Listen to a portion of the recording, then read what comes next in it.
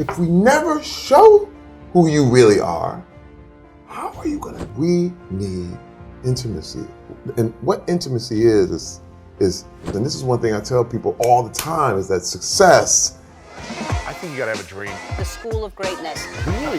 Yeah. Please welcome Lewis House. What do you think has been the biggest mistake that was the hardest for you to forgive yourself that you did? First off, we're getting deep first. Oh yeah, let's go. No, let's go. First of all, being unfaithful to my wife. Let's give you a little background on this whole thing. You know, my wife and I, we've been married 30 years now. As of July, it'll be 30 years. And I got married the day before my 21st birthday. Wow. And you didn't even know who you were. Oh my God. You know what I mean? You're like, oh, somebody likes me, marry her. You know what I mean? And let me tell you, man, it's weird because you don't know why you do things, okay? Especially in my culture, and I want to specifically talk about African American culture. You know, therapy was looked at as something that meant you were crazy.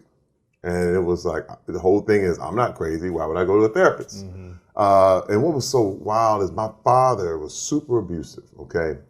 And he was very abusive to my mom, my family.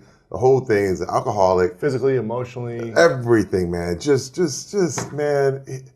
It wasn't, nothing was good. Nothing was good to him until it was wrecked. Like, anything, if you were having fun, he wanted to suck all the air out of the room. And even to this day, you're like, if you're 5 minutes having fun, he comes in, it's like, oh my God. It's that narcissist, it's that guy who he does not like when everyone else is happy. Yeah. So, you know, I mean, that was one of the things that I learned. And he went to a therapist one time. And when I was a kid, the therapist killed himself. He literally jumped off a bridge. Wow.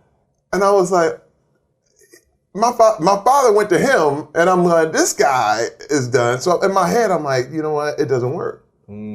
So I said, we got to fight it out. We just got to do it and, you know, and make our way and do our thing. But when I was about, I would say maybe 9 years old, 8, 9 years old, I was exposed to pornography. And I developed an addiction immediately, simply because, you know, you have numbing mechanisms, you know, things that can get you through. Now, I didn't drink. I wasn't on drugs. You know, I was a sports guy, but man, porn was like, if I saw it, it was, oh my. And this is back when you had pornography in the grocery store. Wow, yeah. I mean, people were still experimenting. People were like, it was Playboy days and the whole thing. And I remember my mother would send me in to go get some milk, and there was Playboy and Hustler. It wasn't wrapped up in plastic. Oh, no, it was right there, right next to people. Yeah. You know, it was like, and I remember just going, what in the what? And she used to come in like, what do you want? What are you doing? Put that down. I'll put it down. But see, that's the kind of toxic kind of thing that was ingrained in me from a young age. But also, my mother was addicted to religion. You got to understand, Louis, when I was a kid, I wasn't allowed to play sports. I wasn't allowed to go to the movies, listen to secular music, dance. Only thing we did was go to church. Wow. So you're talking about, I had 2 people that were opposite extremes in the house, and I was stuck in the middle. And what was crazy is that, you know, I had to please both of them at all times. So I was a good kid. I mean, it was like, my father would come in, oh my God, we gotta just straighten up this house. We gotta do the thing. You want something to drink? Here's your beer. What do you want? Just stay out of his way. You know, get everything right. Make sure you iron your clothes, because he hates when you don't iron your clothes. I mean, just that kind of panic. You had to please him constantly. Oh my God, idiot. If he looked at you funny, you're like, what's wrong with me? Right. You know what I mean? That was the thing. Like, it was never a love look. Like, I never got a look of like, man, I love this. I'm proud of you. Listen, I will never forget, man. I remember when he was drunk and he was just sitting there and doing his thing, and he looked at me, and I was a kid, man. I remember I walked up and kissed him on the cheek, because I was like, this is my dad. I want to show him I love him. He looked at me with such disgust. Wow. And disdain. I said, I will never do that again. I felt so much shame. I remember, I'll never forget it to this day. Man, I'm 50 years old. I was like, oh my God, that look he gave me was like, what is wrong with you? And I was like, I'll never do that again. Wow. And then the religious aspect, because I really could never please my mother, because the big thing with her was that, you had to be, you had to be saved. Now, in the church I went to, you had to get saved all the time. Every week. You had to be saved every week. And it was like, okay, give your life to Jesus every week. If you knew one sin, now, the one thing that blew everybody away is back in the day, there was, the whole concept was the rapture. And that God is going to come back and he's going to take all of his saints and all the sinners are going to be left.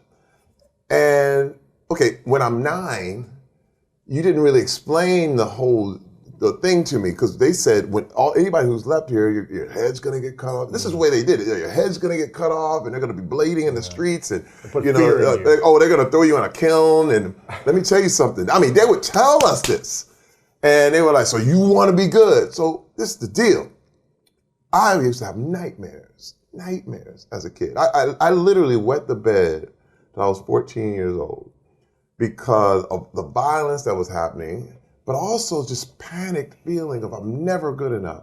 I'm never going to make it. And I think I told a lie. Did I tell a lie? I don't know. Oh my, I got to get saved again. Wow. So you have this pressure, and I remember just feeling like I was spinning. And it was what you would call a holy roller church. So what would happen is when, music would play, people would feel the spirit, and my friend would be sitting next to me, he'd start jumping up and down, and everybody's running around. I mean, literally sprinting around the church. Yeah. And the music is going, the whole thing.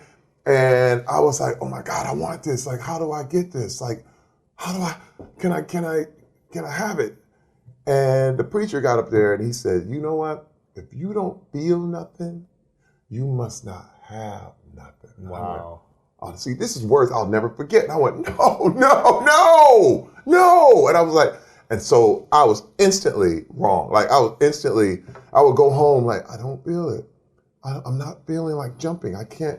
And then I found out later that these people were manufacturing all this stuff. The pastor that told us that later, I found out, was selling drugs out of the pulpit and had girlfriends all over the church. And then I found everything, it was like this lie that I was living, you know what I mean? But this was the thing, to escape pornography. Right, that helped you numb the pain and helped you feel something. Let me tell you, it was no wrong in porn. Yeah. And I was like, oh, they're so beautiful. This is like, oh, and I just would numb out.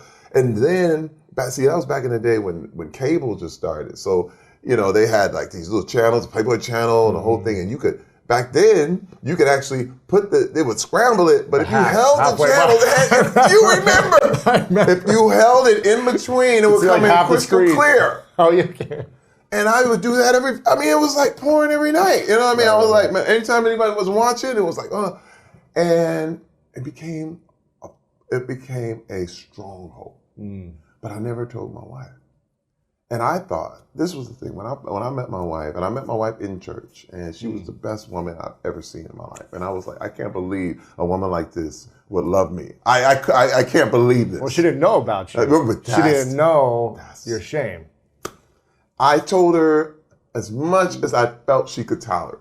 I remember just kind of, I used to watch this porn. It was crazy. She was like, "Oh, really?" And I was like, "Yeah, but I don't do that anymore." You know what I mean? But this was the thing. I thought once I get married, it's gonna be gone. Because what's gonna be gone? The porn addiction. Porn addiction. I thought, all I need is a real woman, and I'll be fine. See, that's the problem. I just need to cover it all up. But I never dealt with it. And what happened was, we spent during our first year of marriage. I mean, literally months later, I was back. And I remember, because back in the day, you didn't have, internet. There would be bookstores. Videotapes, stuff like that. And I was just like, man, and I would feel so much shame. Lewis, I remember every time I was like, I'll never do this again. I will never do this again. 2 days later, back at it. And you just feel like, and then I just said, you know what? Everybody's lying. Then you kind of get rectified where you go, you know what? Everyone is like this. So everyone has a double life. I get it now. Everyone, you just have to keep the image. Got it. Right. You understand what I mean? Yeah. So I was just like, all right, the image is all I need to keep. And of course, we can't really keep, we can't really be that good. Right. So as long as you keep your image up, you'll be fine. And I did that.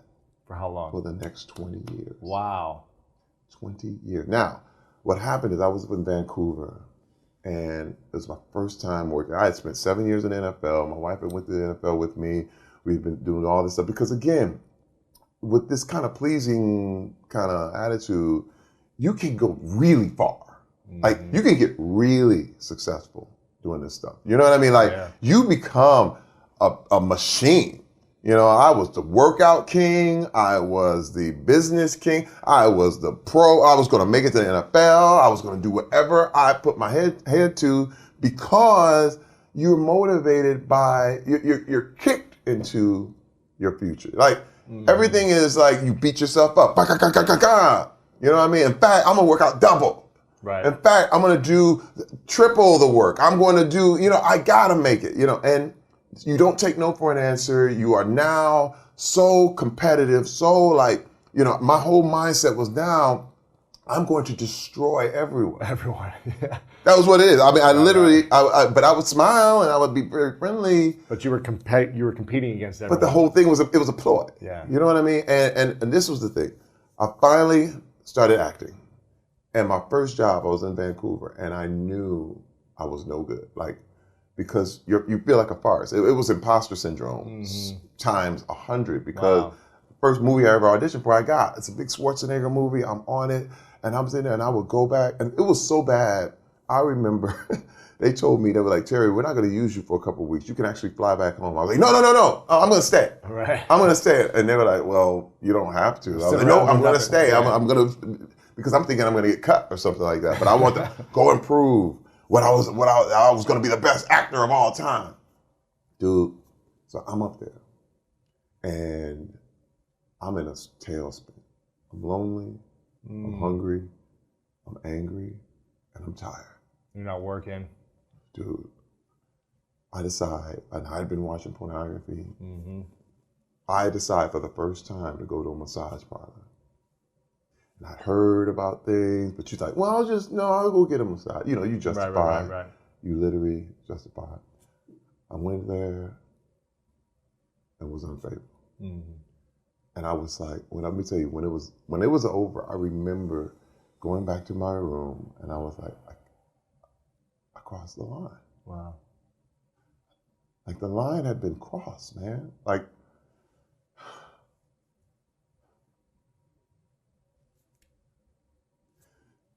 even thinking about it now, it was so dark. You know what I mean? I remember just going back in the room and I went back and I was like, how did I do that? It's funny because once you caught out there, and the big trick is, it's right, this is going to give you something, this is going to do something for you, and then you realize you've been duped. And I was in that room and I was like, man, how could I do this? How could I do this? I said, okay, Terry, keep this secret forever. Lock it up. I literally said, yeah, I'm going to die with this. Wow. I am going to die with this. And I never told her. I mean, and what was weird, it affected everything I did. How so? I would go home and my wife would go, we'd see something, or it'd be a movie about something cheating or whatever. She was like, you know what? I'm glad you didn't ever do something like that. And you feel something in your heart, yeah. And you'd be like, yep. Anything she would question me about, I would start arguments so we wouldn't get that deep. Why do you think, listen, you don't have any, I would never do anything like that. Why would you even think that? And it was projection. Lots of anger, and the porn never stopped. Really?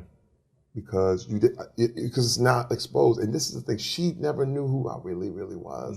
And I felt like, my God, if I ever tell her, if I show her, she's gone. Wow. So it was a farce. So the fear of losing was the best thing you ever had. Your family, your relationship, your marriage, if you told her, but you had to hold the pain in and hold the shame in, and you felt like you could never tell her. So it was like Either way, you lose. It was all loss. Yeah. So I decided Terry Crews ain't gonna lose. He's gonna fake it. Yeah. You know what I mean? No matter what. And but then it all came crashing down. Now you gotta understand, like I never went back to a massage parlor. Mm-hmm. But again, pornography. There were, there were like these places where you could go and there'd be, strip clubs and this that kind of thing. And I was just like, well, it wasn't as bad as what I did before. So you start again, you rationalize and you go, well, I'm just a guy. And or then you start an argument with her, and then you go, well, look, you know what I need, and you're not giving it to me. Just all this kind of like justification is what I could say. And so you feel like, well, I'm not as bad as him. Mm-hmm. And dude, she knew the whole time, because every time you do it, you're not close. It's like you put a new brick in between your relationship. There's a new seal off. And this is one thing I discovered. Intimacy is what a man is looking for, man. Mm-hmm. I mean, we need intimacy. And what intimacy is when you can see me for who I really, really am and accept me and love me for who I am, for real. But as guys, if we never show who you really are, how are you gonna ever get intimacy? So it's for real. It's like you're literally yelling from behind a wall saying, "How do I look, honey?" Yeah. And she's like, "I can't see you," but you're like, "Thank you. All right, yeah, I'm great, thanks." And you're like, "No." If you show who you really are, now you can deal. But I had a wall, and she was just like, "What?" She said, "Terry, it was this night. We call it D-Day. We're going on the anniversary of it because it was around February 4th, 2010. Coming up. It's coming up. And I remember the Super Bowl was coming up, and I remember it was a snowstorm in New York City. I was in New York, she was in LA. And so you've been together for how long now? 30, we have already been 20 years. 20 years 20 years. 20 years. She didn't know who you were. Did not know. Wow. Okay. And she had suspicions. Yeah, of course. She had this kind of thing. Exactly. And again, I was covering tracks, but man, she was like, "What is it I don't know about you, Terry Crews?" Now, another thing I have to say is that I was very successful. Yeah. I was very successful. You were rising. Oh my God. Achieving. Dude, I'd already been through the NFL, already done all these movies and TV shows and this kind of thing. Yeah. Commercials. And this is one thing I tell people all the time is that success is the warmest place to hide. Ooh. It's so warm in here. Because first of all, remember, the image is the most important thing. Mm-hmm. So if the image is good, people are automatically like, he's good. He's got a wife, he's kids, he's got this, he's got that. Oh my God, he looks great. But inside, I knew what I was doing. I knew that my crap hadn't been exposed. And she knew. So finally, she came to me that night.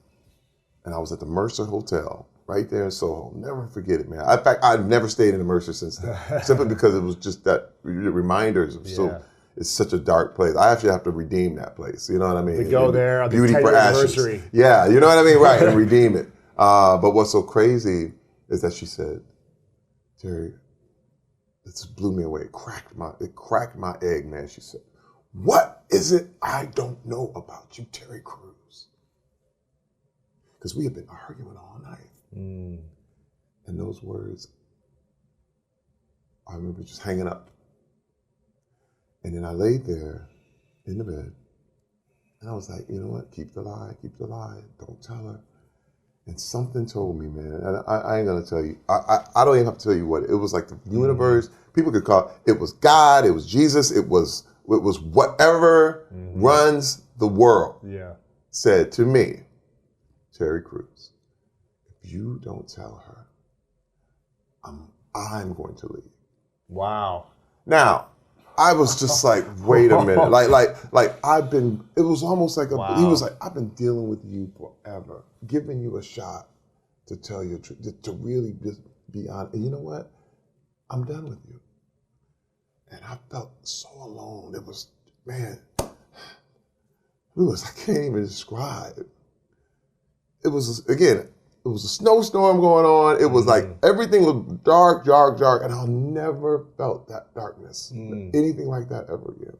It was the only thing I could compare it to was 10 years earlier when I was in Vancouver. Wow. It was like the whole thing came back full circle. I mean, years later, right?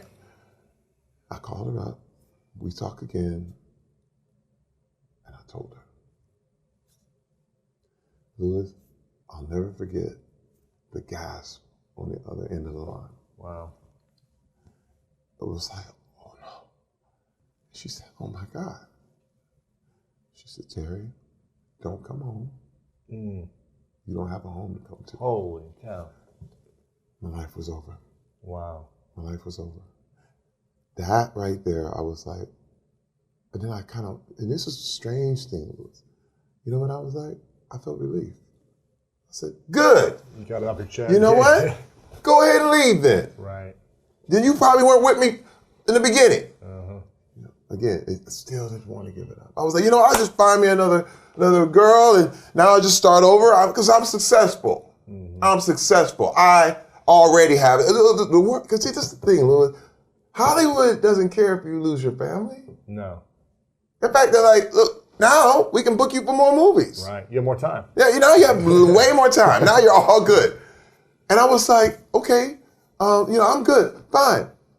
And then all of a sudden, again, that voice was like, okay, Terry, but it's still you. It's still your problem. You now have no family. All you have is an image that's fake. And some success and some money and yeah. And I said, oh my God.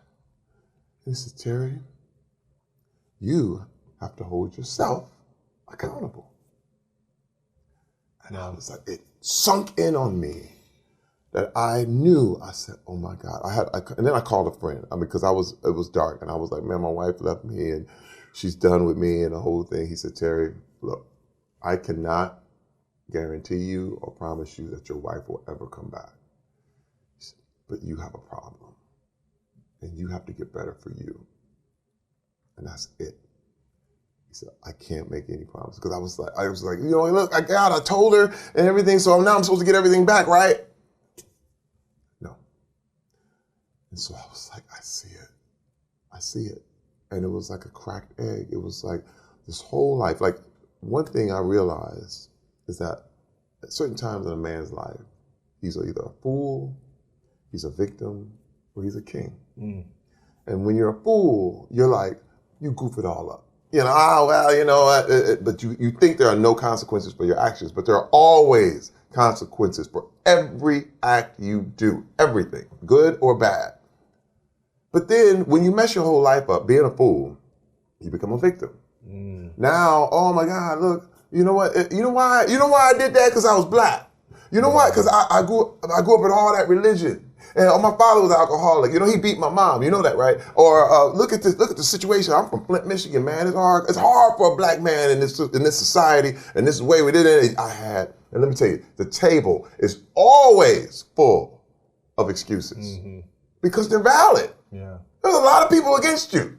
And you can say, oh my God, this table is full. It's like, man, you know, this is the reason why I'm like this. And this is this, and man, you never run out. And you always stay down. Always. You always, but the king stage is when you realize, wait a minute, this is your table. Wait a minute, this is your room.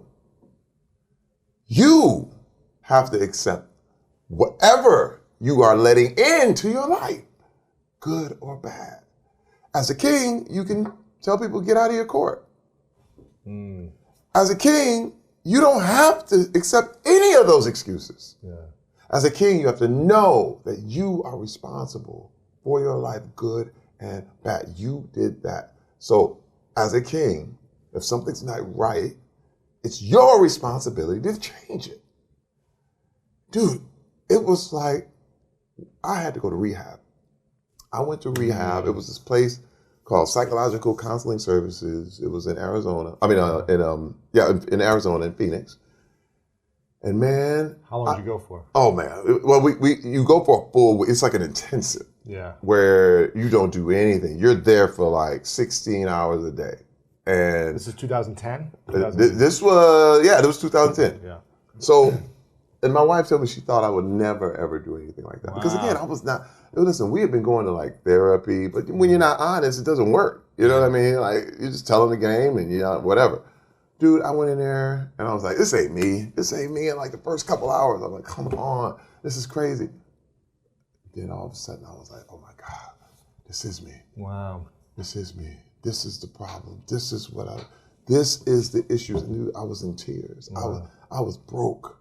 I was like, I was toxic. Like when you finally can turn the thing around and see yourself as ugly as you were, I was just so guilty. Let me tell you, it wasn't shame. It was guilt. There's a big difference. What's the difference? Shame says you are bad. Guilt says you did something wrong. The problem is and I was feeling shame since I was a kid. Yeah. As you. And this is the thing, when you are a shamed person, and when you try to motivate people through shame, what you're doing is constantly telling them, you are a bad person. You are like this. You are wrong. You are messed up. So you know what happens is no matter where you go back to, I am messed up. Mm-hmm. But when you realize, wait a minute, it's not that I'm messed up. It's that I made a messed up choice. Yeah. That changed the framework for me. And I was like, and it didn't excuse anything. Now, mind you, it did not. It was, I had to say it. And the thing is, it's like courtroom. It's like a court. For you to actually be guilty, you have to say it. Think about it. There's nobody, if you never admit guilt, it will never be presented. You have to say, I am guilty. Wow. I did the crime. And it allows everyone to see you as you truly are. And I went through the process of guilt, of making sure I was guilty. I knew what, I said, I put my wife through this. I put my family through this. I did this. I did this. Now let me correct it. But see, shame you can't correct. Shame is incorrectable. You can't, there's nothing. What happens is shame, you just cover. Shame is something you just put, let's put some leaves over here. And, let's put leaves over the body. You know what I mean? It's like, there's no way you can really, shame is one of those things where you just have to like color it. Image covers shame.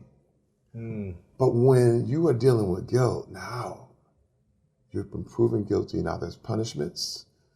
You have to make amends. Consequences. You have to you have to be accountable. There's all kinds of things, man. You have to come back. You have to forgive people who did things to you. You have to ask forgiveness for what you did to other people. Let me tell you, and I have to say this. The forgiveness that my wife showed me was when I say a car-carrying lesson for any person ever. Because, and I understand why people get divorced. I do. First of all, I should be. But this woman, this is the thing, this is the intimacy that I always wanted. Because she saw me for who I was, for real. And she said, Terry, I love you anyway. Wow.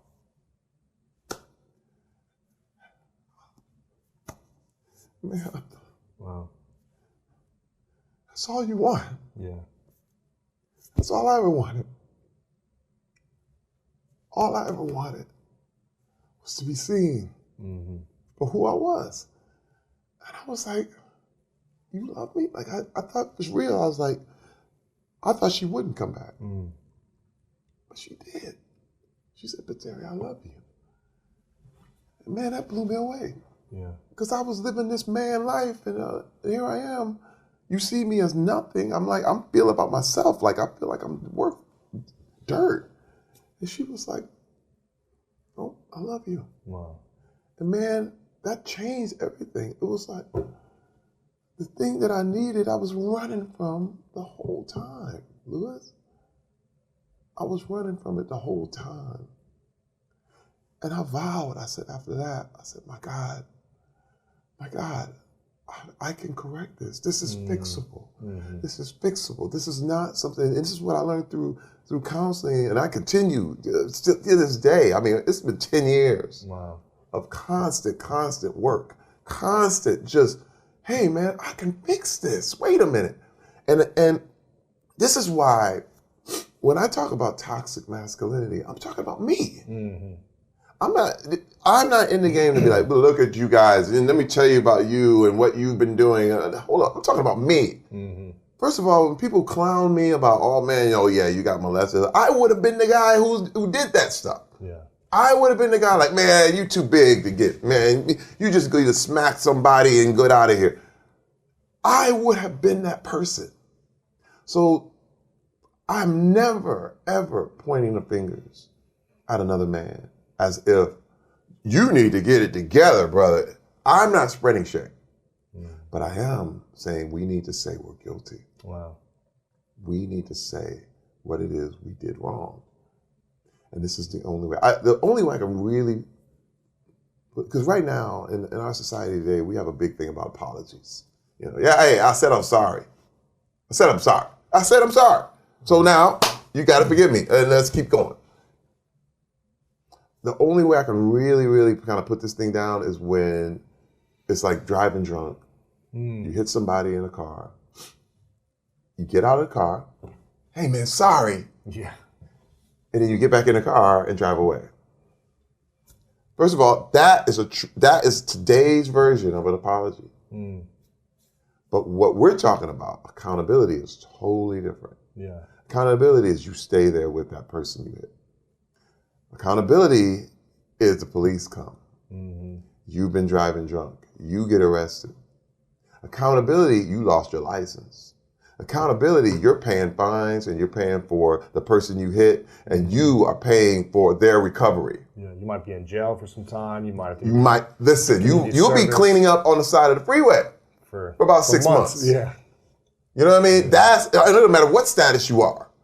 That's accountability. You pay the price. And accountability says that it says now we can get back to even here. Now it's about amends. Some balance, yeah. You know what I mean? And that's what I have dedicated my life to doing. Yeah.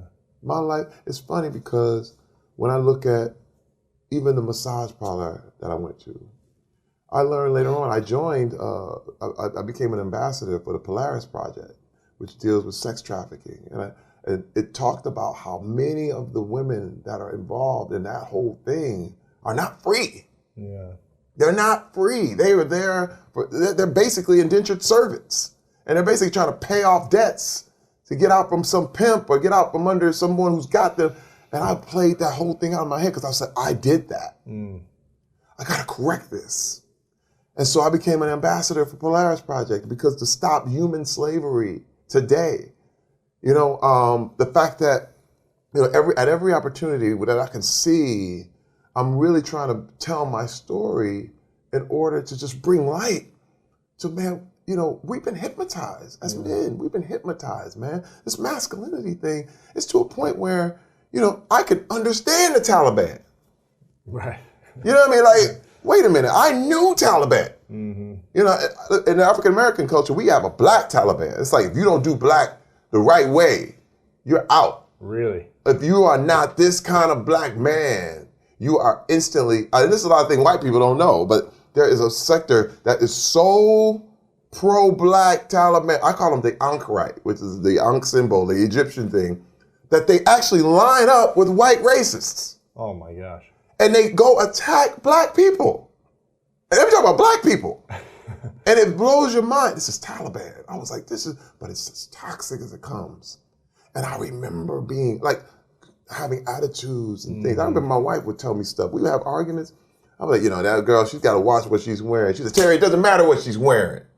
Nobody should be able to touch her without her permission. I was like, yeah, but she's wearing it. It doesn't matter. Because I was in a framework and a mindset where you're like, man, let me tell you, when you come out, you start, and it's wild because it's almost like falling off a cliff. You fall and you just hit the ledge. You think you're on the bottom, but you're just hitting the ledge. It's like things are revealed, and things are like, man, look.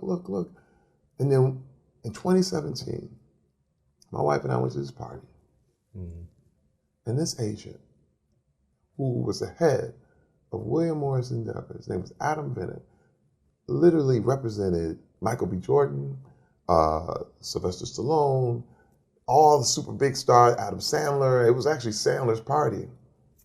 And this guy comes over to me. I mean, he's licking his tongue out, doing all this crazy stuff.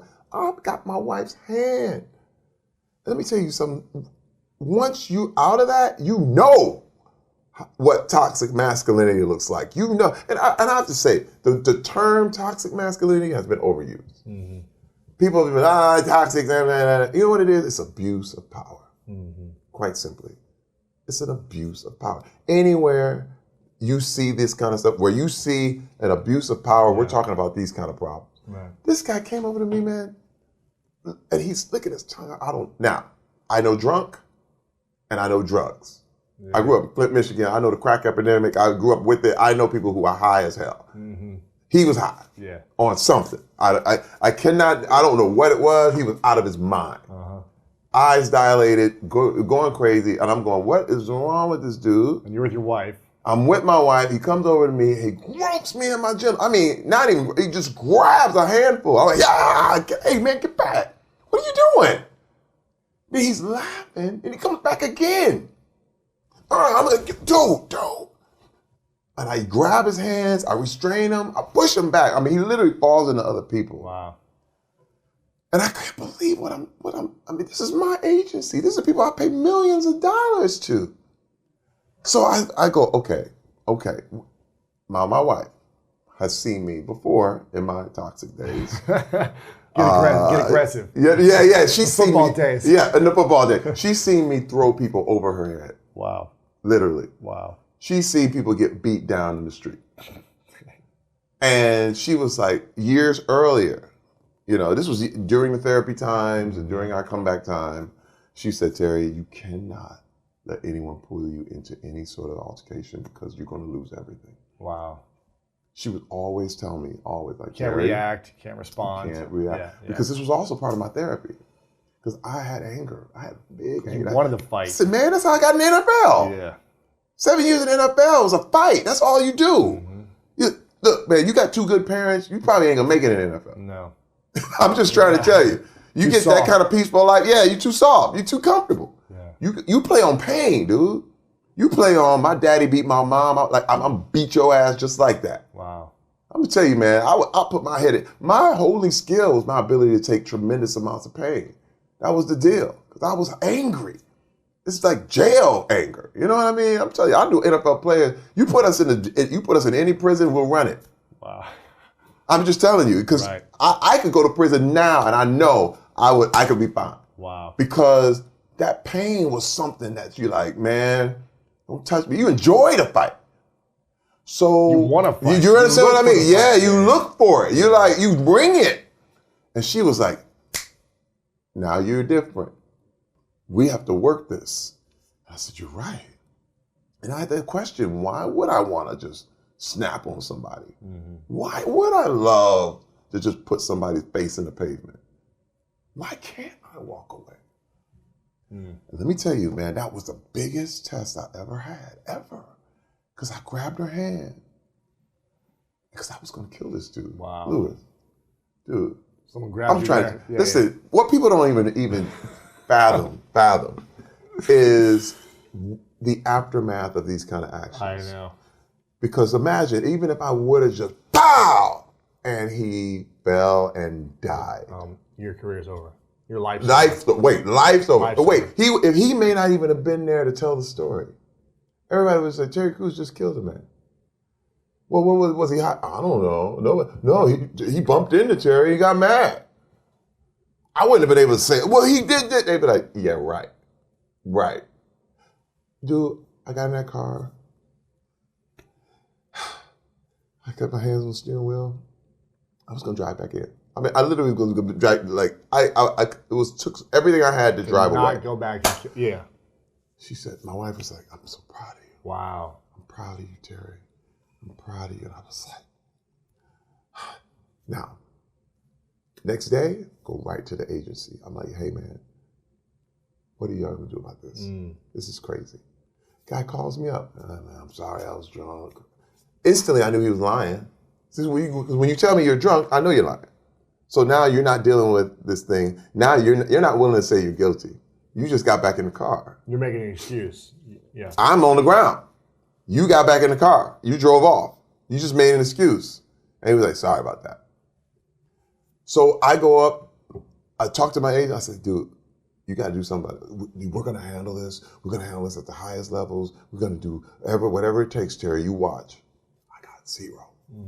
I waited. It was like 8 months later, and I'm going, nobody's doing nothing. And I couldn't believe it. I was like, babe, nobody's making a move. I said, this is ridiculous. And all of a sudden, the Weinstein story breaks. And these guys all over the internet are going in on these girls about, they kept the story, now, why are you telling now? Why are you doing this now? Why are you doing that now? And I just got so angry, I couldn't believe it, because I said, this happened to me. I was molested. And I didn't go public. You know what I mean? I didn't make a big deal. I'm waiting for them to make it right. I didn't say, William Morris did this right off. And first of all, if I'd have made a police report back then, I would have been laughed out of the station. Right. They'd have been like, what? Who cares? Yeah. What? They grab acid, man. What? Because first of all, you're talking about a complicit system. I mean, imagine the women that come through. It's like, oh, yeah, whatever. Look what she was wearing, man. Right. Hey, I couldn't resist. And dude, I would have been laughed at. There was nothing I could say.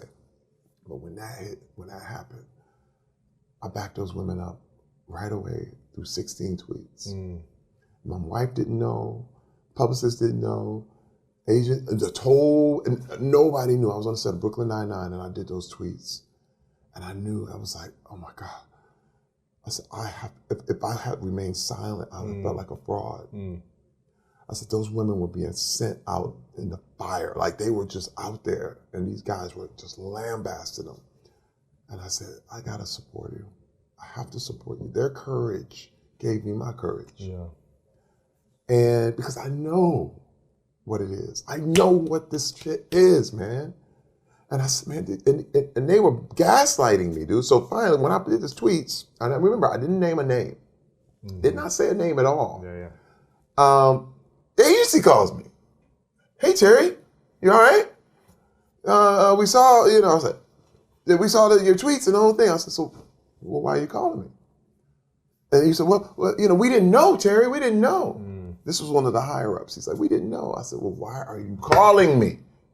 Because I didn't name anybody in those tweets. Could have been anybody. You knew. So stop playing this fucking game with me. I mean, literally, that's for real. And I was like, dude, are you serious? The great Ari Emanuel, president of William Morris, the man. He's like, I am going to grant you a meeting with me. That's what he said. Grant you a meeting? I'm going to grant you a meeting with me. He said, would you like it to be at my home? Or we can meet at the Four Seasons. I was like, I'm not going to your house. Let's meet at the hotel. So he sits there, he comes in, he's like talking, oh man, I juice. Do you juice? I'm going, we really going to talk about juice right now? Okay. I said, look, I pulled out a letter he wrote that said, Mel Gibson should be blacklisted from Hollywood. Why? Because of anti-Semitic remarks. He should never work again. What I did, I took that same letter, I crossed out Mel Gibson, put Adam Bennett, his agent. Crossed out anti-Semitic remarks, and I put sexual assault. And I said, read that. Now you know what you have to do. He said, it's different, Terry. So what's different about it? He said, well, I said, first of all, hey, look, anti-Semitic remarks, as reprehensible as they may be, are not illegal. Sexual assault is a crime, punishable by law. What he did to me, You go to jail for it. He was like, look, okay, what we're gonna do? He's gonna lose his title, and we're gonna suspend him for 30 days. Is that good enough for you? I said, wait a minute, why are you asking me what's good enough for me? I said, first of all, I said, it's not my job to tell you how to police your people. Yeah. I said, dude, he has to go. You cannot do this to a client and go back to work. Right. I said, I am accepting nothing less than his dismissal, Mr. Ari Emanuel. And he said, do what you got to do, Terry. Wow. And that started our year saga of courtrooms. And then they went public and said that I basically tried to take advantage of the Me Too movement and piggyback on this movement that real women had been really molested. Right. And they protected him. They stood by him. They were like, he did nothing wrong. We went into all this hoopla. And finally, it all hit the fan because more people started coming forward. Oh, wow. More people. And they just we just found this out. I was like, you knew this shit from the beginning. Right. So you just wanted to play me out. And listen, I have big time stars. Big time people came to me and they said, Terry, they told me not to work with you. Wow. Terry, they told me not to do. They were planting they had stories planted about me and prostitutes in Monaco and the whole thing, ready to go to all the press. And that was my second honeymoon. And I was like, no. So what I did, I just went in. I put all their stuff and put it out myself. Wow. And I went vocal. I went public. Because this kind of thing, you got to call out a heckler. You understand what I mean? Yeah. Toxic masculinity. When these guys get mean, these people who want to abuse, they pray for your silence. Silence is violence, man. They pray you never tell. But what I did, I went on a tour. I went on Dr. Phil. I was on Megyn Kelly. I was on every talk show, everywhere, naming names. And they were like, gee. To the point where they couldn't stand it. I mean, their own clients had to be like, what's going on here, man? Right. And then he resigned. They gave me my money back because I never wanted any money. I didn't want a dime. He had to go.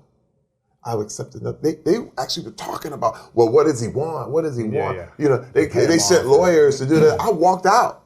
I was like, I'm not playing this game. They said, what do you want? I want him gone. Well, that's not going to happen. I said, well, then you're not going to get it. It ain't going to happen. Yeah.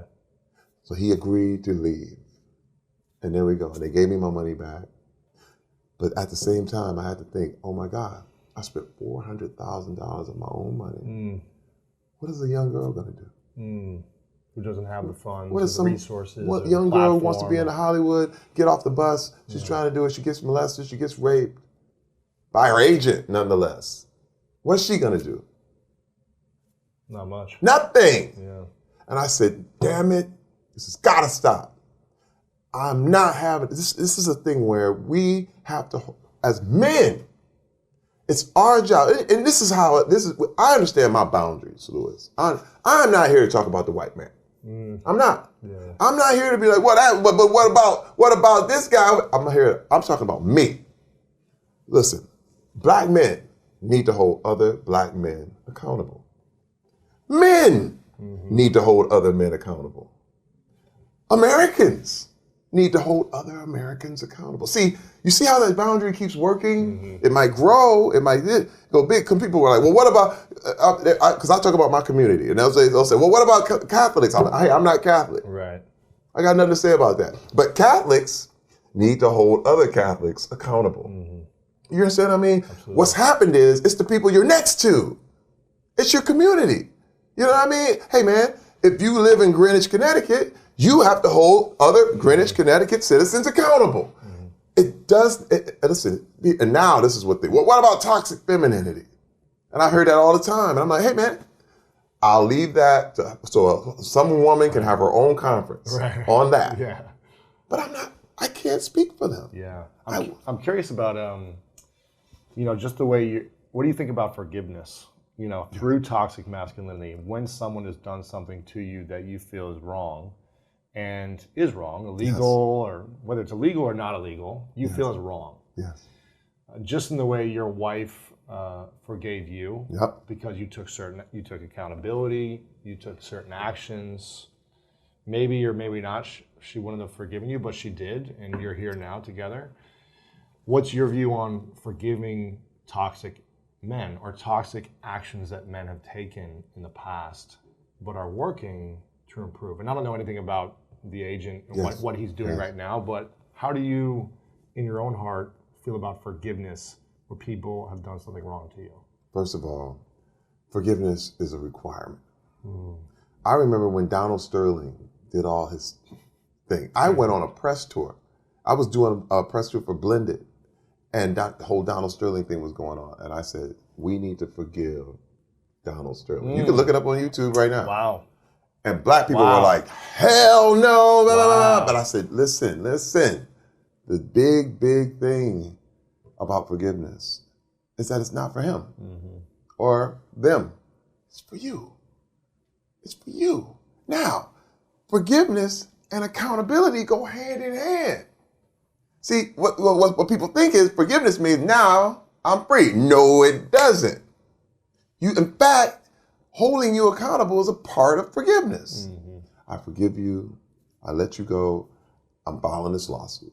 You understand what I mean? Like, that's as far as forgiveness goes. I forgive you. Meaning, hey man, you know what? I'm not going to let anything you do affect me in a negative way. You understand what I mean? In fact, I'm going to let it propel me to do more courageous acts to help other people. And I had to forgive my father, man. Was My that the hardest father, person my to forgive? youngest memory is my father hitting my mother in the face and knocking her out. Okay? I had to forgive him. But the thing is, forgiveness is great. But he expected, okay, so now everything's good. I'm like, no, you can't come in my house and ruin my house. Yeah. I mean, I actually forgave him and then blocked his number. Yeah.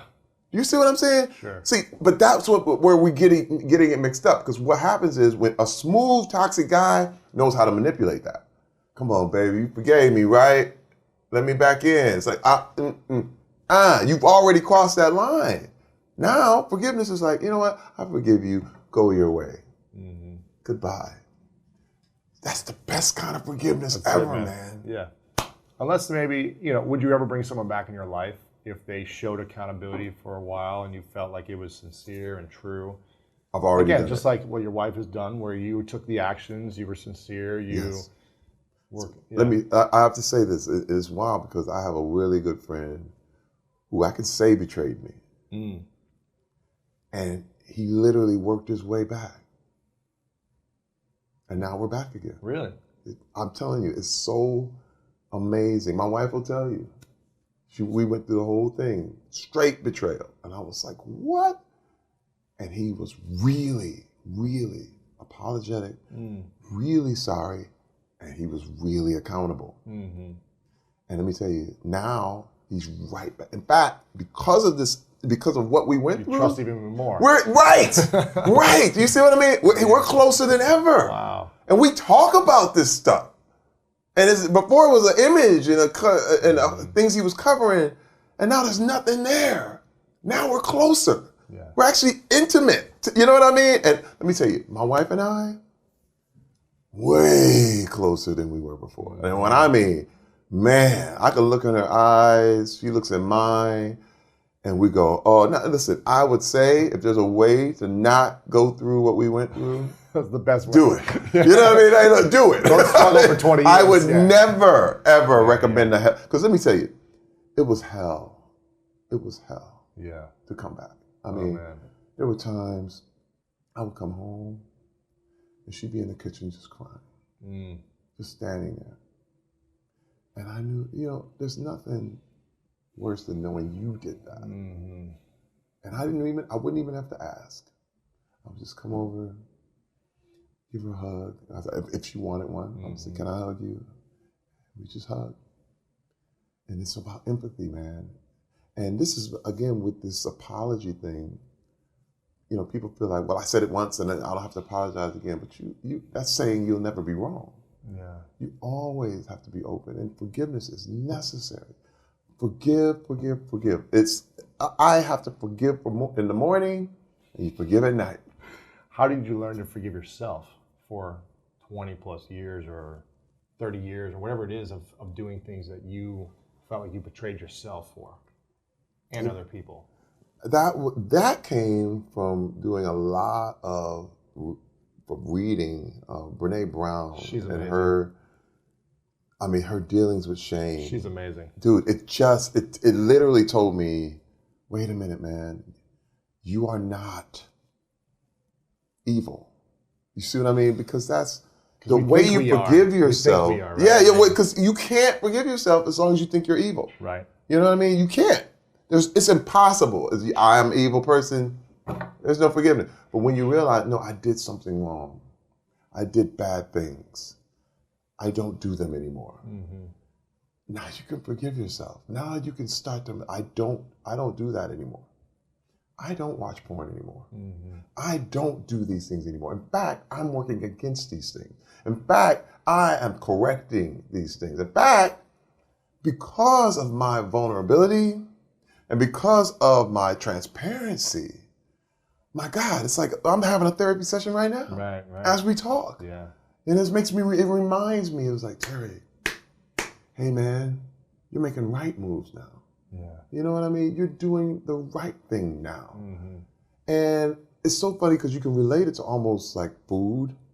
You know, people eat emotionally. You know what I mean? You eat when you feel bad. Yeah. You know, you might not be hungry, you might not be there, but you go, and then all of a sudden, you know, the bigger you get, the worse you feel, and you just say, this is who I am. Yeah. And then all of a sudden, you are in an unhealthy state and you just decide, this is me, this is where I am. And it's like, no, it's not.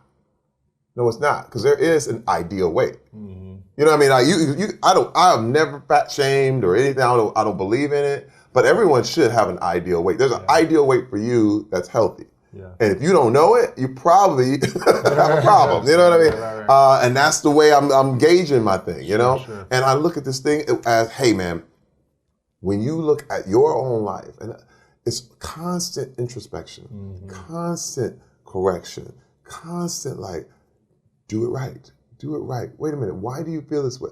I've been so mindful lately because there are times when I'm sitting around and I'm like, why am I irritated? Why am I irritated by something? And then I realized there was something I said or something I feel. Before I go into any interview, I have to check my own heart. Yeah. There's times I might be mad at my wife and I take it out on somebody in the interview. Right. You know what I mean? And you go, whoa, why did I say, man, dude, you have no idea how deep you go. That's the deal. People are like, no, I don't know. No. Listen, and this is another thing I know, the knowledge that I am capable of unspeakable evil means I can counteract it. Yeah. But when you just think, no, I would never do something like that. Don't ever say anything like that. I would never, because look, the whole country of Germany thought we would never do that. Right. Hey man, there was a time when I was a kid, we were riding the back of flatbed trucks on the freeway at 70 miles an hour and wave at the cops, and the cops wave back, beep, beep, hey, right. Until kids started dying on the freeway. Like, maybe we should buckle up. Mm-hmm. Yeah, and there was a time when everybody just accepted, like, you can drive in the back of a flatbed truck on the freeway. Right. Do that, but you can't do it. Yeah. And those things we think we know, but I think we're just right now on the cusp of realizing who we are. I mean, look at any 80s comedy. You're like, it's cringeworthy, dude. It is bad. It hurts. You laughed back in the day. I laughed. It was funny then. Yeah. We were all like, ha, ha, ha. And you laughed. You look at it now like, oh my God. Yeah. I can't believe I laughed at that. Yeah. I want to respect your time because I know you got to leave. I know. I can talk. I love your stories, and I have like so many questions that I haven't even gotten to. I know. I'm just letting them go. Next year, we're going to come back on. Yeah, we got more to do. I want to ask you a few final questions, and I'm going to ask you to keep them brief so I can respect your time. I'm sorry. You're good. I would listen to you for hours. I know. I wish this was 2 hours. Damn it! But you got another interview. Believe me, I know. One question is, what is it about your wife you're most grateful for? We gotta be brief with this one. Go on for an hour on this. Yeah. You know what? I guess the thing I'm most grateful for is her friendship. It's her friendship. Even if we would have been divorced, she still would have been my friend. Like, she still cared. There's nothing like having a person on earth that wants to see you win in every way. That's amazing. Like, come here, Terry, come here. Let me get that out your eye. Let me get it. Okay, you look great. Checking your jacket. Yeah, you see what I mean? Like, you see, she's like, no, straight in the back. Yeah. Man, this is why you don't have eyes in the back of your head, because you need somebody to watch you and to check you and to make sure you're right, man. She's my friend, dude. Like, that is the ultimate. That's cool. This is a question I ask everyone at the end. It's called the 3 truths. You've got a lot of truth. Yeah. And imagine it's your last day on earth many years from now. You get to pick the day, you get to pick the year, but at one point you gotta go. Let's just say hypothetical, okay? Right?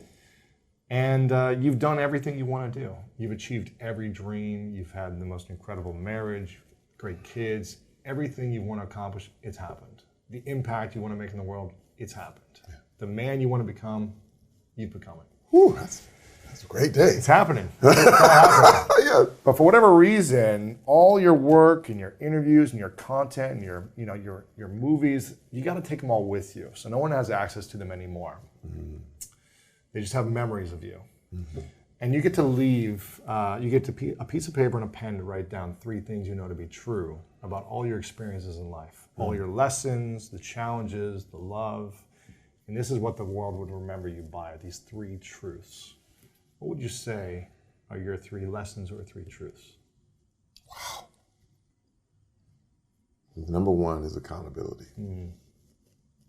I would like to know that I gave people an example of what being accountable looks like. That's a value that is extremely important to me. The other truth is love. I mean, love, I say this before and I'll say it again, it's impossible to love someone and control them at the same time. Most of these bad things we're talking about are attempts for people in power to control other people. So that's where every abuse occurs, because you're trying to control what people think. I was trying to control my wife by not telling her the truth. But love gives you all the options, and then you get to pick. And if my wife loves me, like if I kept her in a cage in the basement, that's control. That's not love. Right. But when she can come and go freely and she comes home because she wants to be with me, that's love. Let's see. And the third thing, I would say creativity. Creativity. You can do it all.